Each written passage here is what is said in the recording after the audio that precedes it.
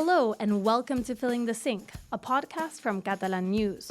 My name is Lucia Benavides, and today we're talking about places across Barcelona and Catalonia that have reached international fame through social media.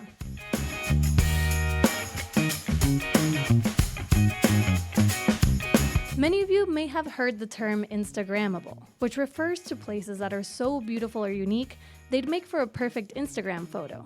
As a result, these spots sometimes become famous on social media, drawing hundreds or thousands of travelers, who mostly just want to take a photo there.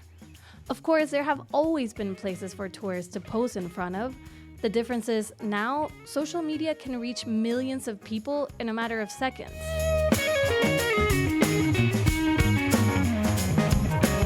Today, we will talk about how these new platforms have affected well-known places and off-the-grid spots in Barcelona and Catalonia. We'll visit churrerias, bakeries, food markets, hills with panoramic views. Joining me on the show are reporters Lea Belayeva. Hi, Lea. Hi. And Emma Monros. Hi. So, as a millennial, I can't say that I know or use TikTok that well. I don't know about you guys. Lea, do you use TikTok? No, I don't have TikTok. Okay, so Emma, I think being the Generation Z person here, you're going to be our TikTok go-to person. I'm here for it. So can you tell me what's trending right now on Barcelona TikTok? So mostly what I've seen through TikTok is people trying to show where are the best places to go that are free. So free places to discover, and also what to do this weekend in Barcelona, similar to our Catalan news guide that we do every week. People do it through TikTok, so just more or less the same content but through different platforms. And these are people that live here, or are they news outlets? Is it kind of a range of accounts? It depends. Most of them are influencers that are based on travel content and content here in Barcelona, but sometimes it's also news outlets. Okay, so a little bit of everything. Exactly. Okay. And I understand there are also businesses that use TikTok to get more customers, to attract people to go to their places. Is this true? Yeah, I did read about one place that has become very famous on TikTok, which is the Churreria al Puente in El Sencans. And it's considered the most famous churreria on TikTok. And the owner uses the app to attract customers, and he makes videos of how churros are made. He reacts to other people making churros and everyday life in general. And also, it's a place that has been in the hands of the same family for generations. So it's people that have had a business for a long time that are kind of re-envisioning how to get new customers, how to get new people. Exactly. So actually, that is a common strategy in the modern times that we live in. That it's people who have been in the business for generations, but they have to adapt their strategy to the reality which we live in. Makes sense. Yeah. So Emma, you talked to some businesses about how they're using social media. Let's hear what you found out.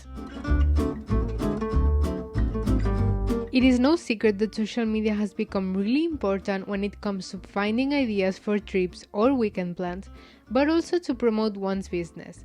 And in Catalonia, both these things go hand in hand because according to El Economista, the tourism industry accounts for 12% of the Catalan GDP. Oima is a Napolitan sandwich shop in the center of Barcelona founded by Emanuele and Christian. They started their business just a year ago, and they knew right away that social media was just as important as their sandwiches. Lo cuidamos mucho y bueno, desde el principio. We curate our social media profile a lot, and since the beginning, we have taken into account that it is something we have to do, because through social media and food bloggers, a lot of people come by and want to try our sandwiches. They know their location plays an important role, but their 12,000 followers on Instagram are just as essential. That's Juan Alpuente's take as well. He's the owner of the Churreria al Puente near Barcelona's Encants. He's also an influencer with more than 508,000 followers on TikTok and 36,000 on Instagram. He says things have changed drastically after he made his social media debut. Sí que ha pujat una mica les ventas gràcies a... My sales have increased a little thanks to my TikTok popularity and social media presence because it lets my churreria reach people from all around the world. And although he has benefited from his TikTok profile, this was not his initial goal. At first, he was only uploading videos to show off his everyday life at the churreria. Mira, va sorgir la idea de començar a fer vídeos durant la pandèmia. I had the idea to start making videos during the pandemic, when I had a lot of free time. I downloaded TikTok and spruced up my Instagram a bit more. And I saw videos and I thought, why not post things I do in the churreria? I also post about my day-to-day life there, and little by little, I started to create videos that went viral. Some of them have a lot of views, and little by little, I started to appear everywhere.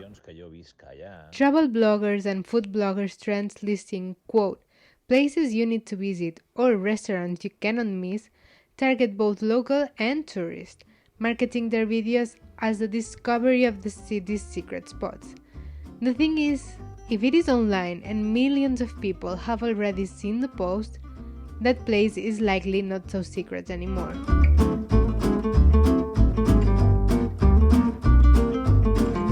Thank you, Emma, for that.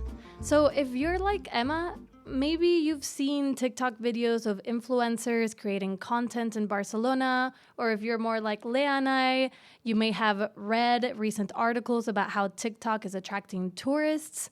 But this isn't a new phenomenon. I mean, there's Instagram, which has been around for over a decade, and YouTube, which has been around for even longer. It's not just TikTok that's bringing new people in. Social media in general has done that for a number of years now. Yeah, and even before social media, there's an abundance of examples of places that became huge among tourists.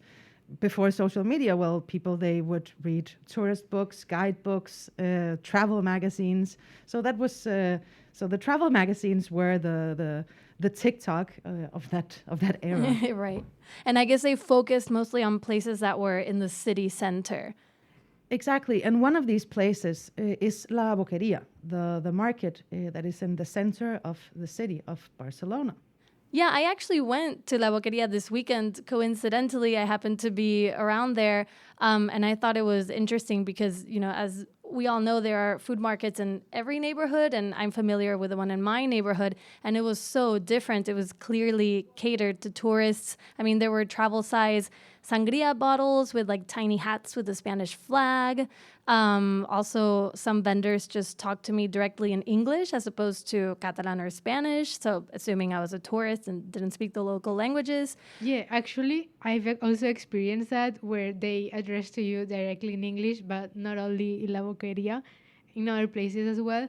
But going back to La Boqueria, there's a transformation towards the same products to sell and a lack of uniqueness, I think.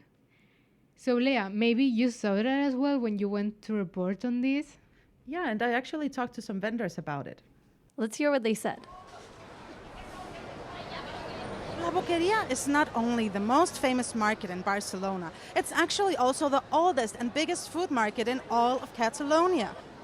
Located in the middle of Las Ramblas, it has been on the top of many travelers and tourist lists when visiting Barcelona. And it's understandable.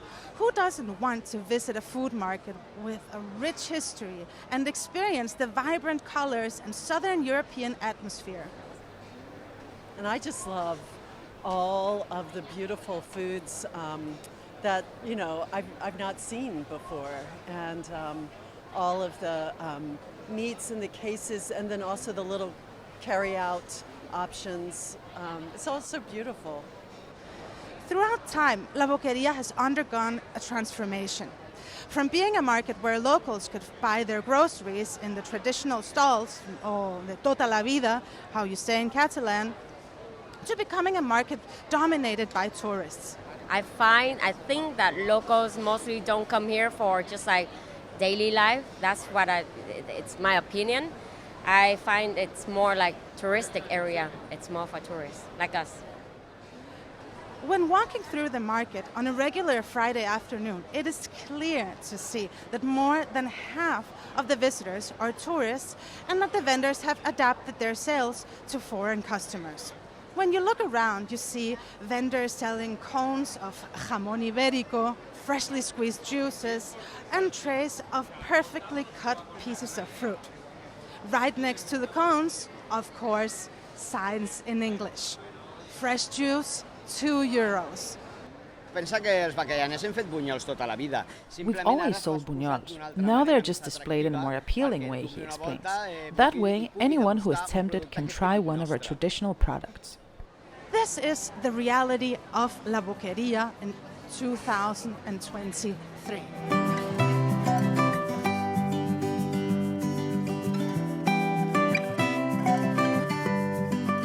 So we know that tourists have been flocking to certain hotspots long before the internet, but social media has had a huge impact even before TikTok. Exactly. Through people posting photos on Instagram and using hashtag, Els Bunkers went from a local spot to a popular tourist place to see Barcelona's skyline while the sun sets. The spot also has a 360 view on the city, so you can see the sea and also the Collserola mountain, so it's actually a really nice spot. But residents have been complaining for years about the noise and the crowd that gathers there every night. So in May, the town hall decided to close access to Els Bunkers before the sun sets and then reopen in the morning, which is when it was the most visited. I see, okay. And if I can just add something, the authorities said in September that they would not be charging an extra entrance fee like they did in Parguel. It would be totally off the table. Instead, what they wanted to work on was the perception of the place, of Els Bunkers, from a party place to a place of great historical and cultural meaning.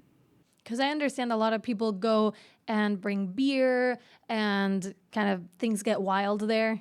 Exactly. The biggest problem, one of the biggest complaints that the residents have had is that the whole area has been turned into a big party, and then the littering as well, of course. So that has been the big motivations to change what is going on. So Leah, you went there recently. Yeah, I did, but I went during the day, so it was actually nice and quiet. Okay, well, let's hear what you found when you went.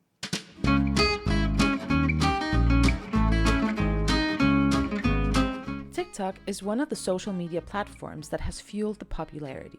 While exploring the site on a calm Friday afternoon, Luke, a student from Miami, explains what type of bunker-related content he saw on TikTok before visiting. I just saw a few videos, just people saying this is a great spot for views. I think I saw a lot of people saying to go watch the sunset. It's the middle of the day, I didn't come for the sunset, but I did see this park and this view a lot on TikTok. But why is TikTok so popular for travel recommendations? For Luke, the information he finds on the platform is, in his own words, more real. So most of the information I find nowadays, I do use TikTok. Just because there's so many people posting their perspectives and you hear a testimony directly from someone's voice rather than reviews online on Google or another platform. You know, you get to see like video content of the actual location more than just like select snapshots. So you see a more true view of what you're going to visit or whatnot. So Anna from Australia, who's also visiting Els Bunkers for the first time, uses Instagram to find hidden gems when traveling. Sometimes people will say like how easy it was to get there, how long it took. They'll kind of give you all the information. And some of the like Instagram pages that I follow is like Secret London or things like that, and they'll kind of show you like hidden, unique things which are a bit different from like all the tourist attractions. With social media becoming increasingly more popular when looking for travel recommendations, it is likely that more local places in Barcelona will transform into yet another tourist attraction. Only time will tell. So it's impossible to talk about the impact of social media on Barcelona without also talking about tourism. These are places that all of a sudden can get an influx of people from all over the world, sometimes completely overrunning locals. What did y'all find while reporting on this? Okay, so from my experience, as I was more focused on businesses and the impact it has on those, I realized that locals don't complain so much on that aspect, because it actually also makes businesses around them better, or they can easily find places they would like. On the other hand, some locals are also complaining because more traditional spots and businesses are disappearing to make space for international businesses. Kind of like chain stores, I guess, things you can find anywhere in the world. Yeah, and another example of that, and that is not specifically the tourists' fault, if we can talk about fault. It is actually the model of food markets like Boqueria that has changed the shopping habits of customers in general. So over the past 10 to 15 years, many of the Barcelona food markets have been renovated. And these renovations have often included big supermarket chains that are either located next to the market or are actually a part of the market. And the consequence is that instead of going to the individual stands at the food market, people, they go to the supermarket to buy everything at once. Right. And actually, that reminds me, one of the vendors I talked to, she was a butcher, and she said that she still gets locals to come and buy meat from her, but that sometimes they ask her where they can get basic things like lettuce or potatoes, just to give you an idea of how some of the things that are needed by the locals sometimes aren't there. So they're not adaptable to locals, but maybe for tourists. Yeah, exactly. And because of that, a lot of locals have been protesting, not just because social media, their protests have been here for a long time, feeling that their spaces in the city have been reduced to make more place for tourists and not for residents.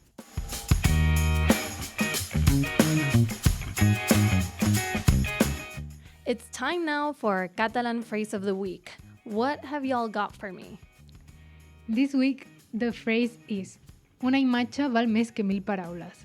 All right. Una imatge val més que mil paraules. It sounds like it's the very same phrase as in English, right? Exactly. So one image is worth more than 1,000 words. Did I say that correctly? Yeah. One photo is worth more than 1,000 words. It's the same idea, right? Okay, well, that's all we have time for today. Thank you, Leah and Emma, for your reporting, and thank you to everyone who spoke to us about this topic. We'll be back next Saturday with another episode of Filling the Sink. In the meantime, you can catch us on social media, very fitting for this episode's theme, or email us at fillingthesink@acn.cat. On behalf of the entire team here at Catalan News, I'm Lucia Benavides, wishing you a wonderful weekend. Goodbye, ciao, adeu.